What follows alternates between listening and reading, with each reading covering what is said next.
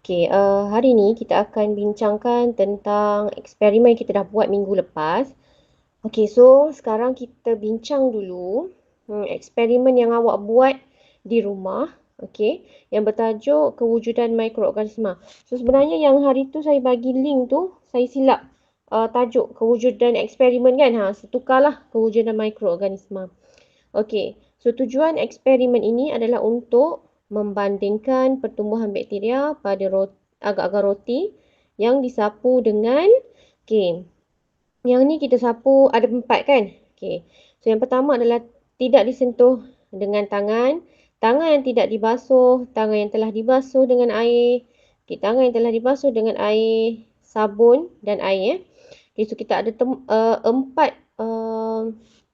kaedah lah sebenarnya. Okey, so kita tengok yang pertama. Alright, saya conteng dulu. Okey, so sekarang ni kita ada ini adalah sampel yang saya dah buat, hasil eksperimen yang saya dah buat. Kalau awak tengok yang ni, okay, roti yang tidak disentuh, maksudnya yang kita sepit, menggunakan sepit tu dia agak bersih. Okey, so kalau ada pun kulat-kulat muka yang berwarna putih, so dia tak berapa obvious sangat lah. So kita tengok yang B, yang disentuh dengan tangan yang kotor, so tengok betapa kotornya dia. Kita ada beberapa jenis muka lah kat sini, so ada yang warna hitam, warna kuning, okey. So kalau awak tengok awak punya hasil eksperimen, kita tengok kenapa ada yang tak dapat result, ada yang dapat result. So ada yang result dia terpelik. So yang ni adalah, yang kita tengok seterusnya adalah C ni, yang disentuh dengan tangan yang dibasuh dengan air sahaja. So kita tengok dia agak kotor sedikit. Okey. Tapi lebih bersih lah berbanding dengan tangan yang kotor tadi. Okay, so yang ni adalah disentuh dengan tangan yang dibasuh. Yang D ni yang disentuh dengan tangan yang dibasuh dengan air dan sabun. Okey. Seterusnya kita tengok ya. Apakah hipotesis ataupun kesimpulan awal untuk eksperimen ini?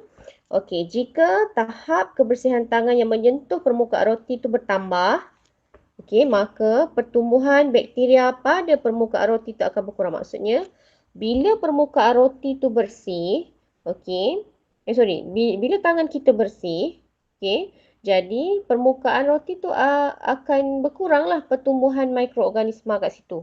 Alright? Sebab tu kita dapat A tu dia lebih bersih berbanding dengan B. Kalau awak perasan kat situ lah. So, kalau tengok sini Okay, A ni yang kita tak sentuh. Maksudnya yang langsung tak sentuh. Okay. So yang B ni adalah roti yang disentuh dengan tangan yang sangat kotor. Okay, kalau kita compare A dengan B, okay, A tu lebih bersih lah. Tapi kalau kita compare dengan B dan D, roti yang disentuh dengan tangan kotor, dan D tu roti yang disentuh dengan tangan yang kita basuh dengan sabun.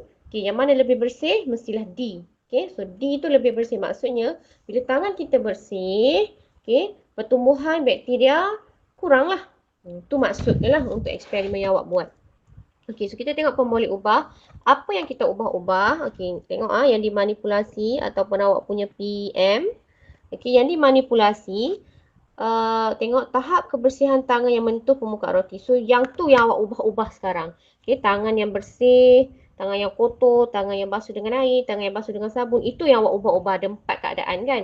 Okey, so yang bergerak balas adalah pertumbuhan bakteria. Okey, kita tengok pertumbuhan bakteria tu banyak ke, sikit ke, tak ada langsung ke, itu sebenarnya. Okay.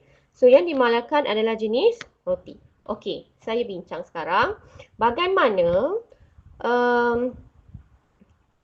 hasil yang awak dapat tu. Ada yang dapat roti A yang tidak disentuh langsung tu dapat pertumbuhan bakteria dia lebih banyak berbanding dengan D ataupun berbanding dengan C. So kenapa sebenarnya eksperimen yang awak dapat ni, hasil yang awak dapat tu berbeza-beza antara kawan awak, antara saya punya eksperimen, hasil eksperimen. Kenapa? Sebab satu cara awak handle. Mungkin masa awak basuh tangan tu, tangan awak terlalu lembap, awak tak lap dengan bersih, dengan kering.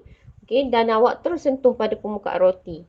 Itu salah satunya. Sebab apa? Kita akan bincang pada eksperimen seterusnya faktor-faktor pertumbuhan mikroorganisma. Okay?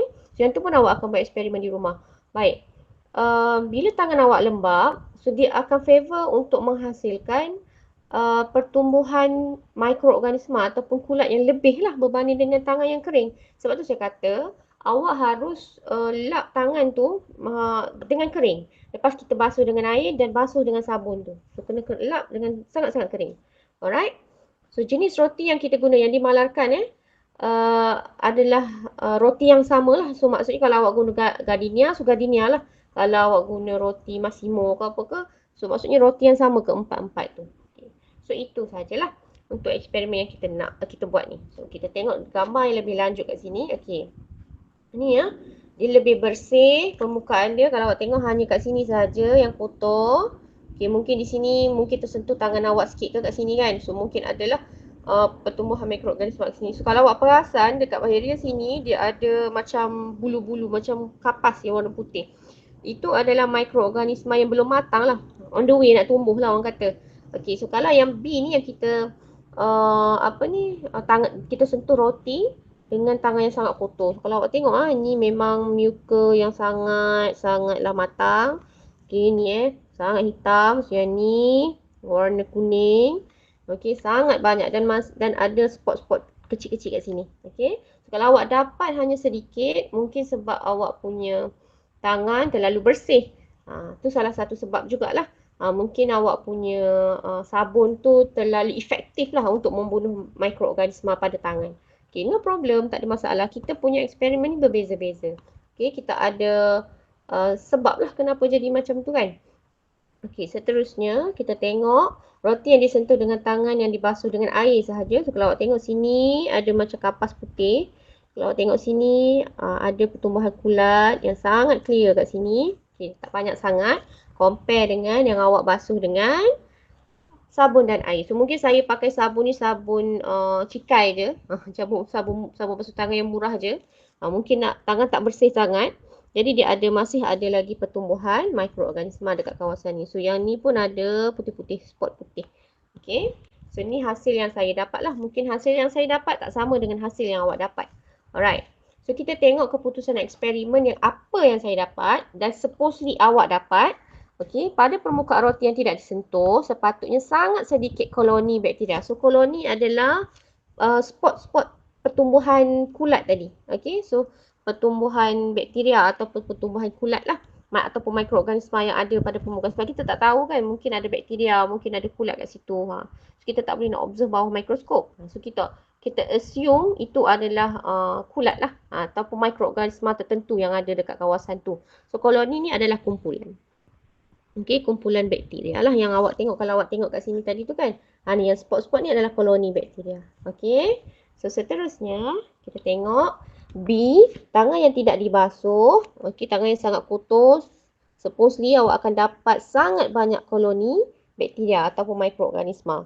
Alright. So, sekarang kita tengok C, tangan yang dibasuh dengan air sahaja. So, ni banyak lah. Maksudnya, dia tak terlalu banyak compare dengan B. Okay, so D memang sangat sedikit sebab tangan awak dah bersih. Okay, compare D, kalau kita nak compare,